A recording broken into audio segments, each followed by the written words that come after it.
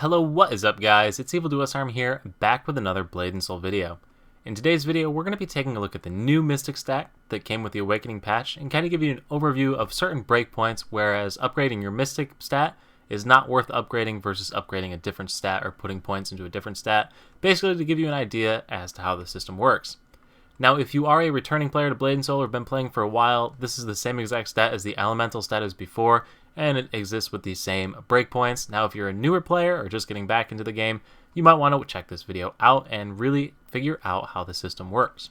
So if you are an older player, no point in you really watching this video any further unless you want to see what sorts of memes I do, or maybe check out a ponytail, but hey, that's up to you. And if you're a new player, definitely stick around for this one because it's a huge and important stat in the game. And real quick before we begin, if you are new to the channel, new to Blade and Soul, or enjoying the videos, please consider subscribing as it does mean a lot to me. So without further ado, let's get going. So if you press the P key on your keyboard, you are going to see your character status menu, and if you scroll all the way to the bottom of the list and look on the left side, you are going to see a stat called Mystic. So this Mystic stat is exactly what it looks like. It is a flat bonus damage rate to all of your skills. So this is just a flat, like on my character, 34.3% bonus damage to every single skill that I cast, which is why it is such an important and powerful stat. This Mystic stat also applies in conjunction with your gear. So I did some experiments with my soul shield, so you can see like Piece 8 on the assassin, for example, increases heart stabs damage by 20%. So I took off some different points of Mystic, added points of Mystic, changed soul shield pieces around, and basically how the Mystic stat interacts with the soul shield bonuses that you get, or weapon bonuses, is that you get your bonus, your flat bonus of 34% or whatever your Mystic stat is to the base damage of the skill, and then the base damage of that skill gets multiplied by the 20% that you would get from the soul shield or whatever percentage you get. So these two items stack multiplicatively rather than additively, which means this Mystic stat scales even harder as you increase it.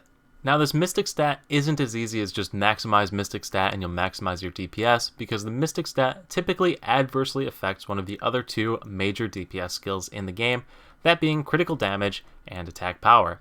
So, for example, as a new player, you have the Destiny Ring that you got for completing the story now, the final Orange Quest line.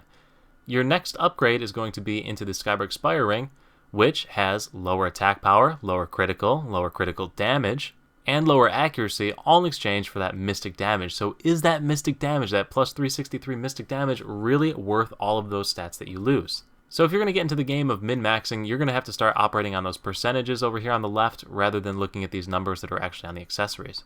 So if we scroll through our list right now, you're seeing that we are at about 260% critical damage, our Mystic damage is about 127, and our attack power is at 1385. When we put the ring on, we lose about 12 attack power, we lose about 10% critical damage, and we gain about 7% Mystic damage. So was that worth it? Did that actually work out? So I actually put together a spreadsheet on this to go over the difference in attack power losses versus the difference in critical damage losses. So we're going to start with the critical damage losses first because it's the easiest one to understand. And I have the spreadsheet, and this is the exact same spreadsheet from last year. I added another line to it, but then I figured out it's a lot easier just to explain it like this. So this really simple equation will determine if your Mystic damage percent gain was better than the critical damage and critical rate percentage that you lost. So to figure this out, what you want to do is you want your Mystic damage percent gain, so whatever percent you gained in the bottom of your menu, the menu that's right here, whatever you gained down here on this Mystic stat, you want that to be larger than your critical rate in decimal form. So your critical rate in decimal form, for example, for me is 0.43, and now you want to apply this with all of your different buffs applied as well. So what do I mean by that? As you're fighting, you're going to get soul procs that give you critical chances, you're going to get weapon procs, you're going to get earring procs, accessory procs, all sorts of things are going to increase that critical rate chance from the 43% that you see right there up to a much higher number. So the easiest way to see that actual percentage number is to do a parse. So a parse is when you fight against an enemy in the Hongmoon training room, and on this menu right here, you're going to see a thing that says parentheses critical, and thanks Ren for your parse because I'm copying it and you're in the video now, so congratulations. But anyway, on the right, you're going to see a critical percent chance in parentheses. That is your critical rate for that skill, so take an average of that and you'll get your average critical rate. So for the most part, for most people just starting out in the game, you're sitting right around 70% after you pick up a few items. So you can assume 70% or whatever percentage shows up right there. That is the number that you plug into this equation. So you want the Mystic damage percent gain on that F2 menu to be greater than that critical rate in decimal form that we just covered, by the critical damage loss, so multiplied by the critical damage loss. So whenever you go into this, you're going to lose some critical damage percents. So for me, when I switch between these two earrings, the earring and the ring, it's a 5% loss. So 5% times like 0.7 for the actual critical rate that I would have before. I want that to be less than the actual percentage gain that I had right there. So let's just go ahead and do that calculation to show you how it works. So right now I have the Destiny ring on. I'm at 259%, 258.94, so 259. So if we take that ring off and we put the Skybreak Spire ring on, we drop down to 254, which is minus 5%, and the mystic damage goes up 7%. So already you know that this is going to work, but if we were going to do this, we gained 7% mystic damage, and we want to know, is that greater than the critical rate of 0.7, which is just the number I'm assuming, multiplied by the critical damage that I lost. So decimal form of critical rate of 70% is 0.7, times the critical damage rate lost, which was 5%, which we already know that to be 3.5. So I netted up 3.5% average DPS by making that exchange right there, by switching out those accessories. Pretty simple and straightforward.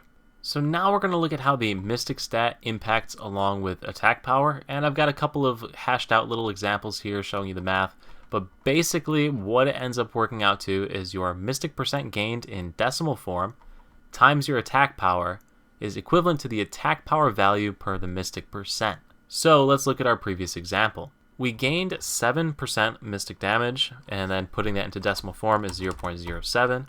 Multiplied that by our AP, which was about 1380, which means that 7% Mystic gain was equivalent to an attack power bonus of almost 97 AP, which is huge. It means we could have afforded to give up 97 AP in exchange for that Mystic damage. Now, what you've got to do with both of these is apply them in conjunction with each other.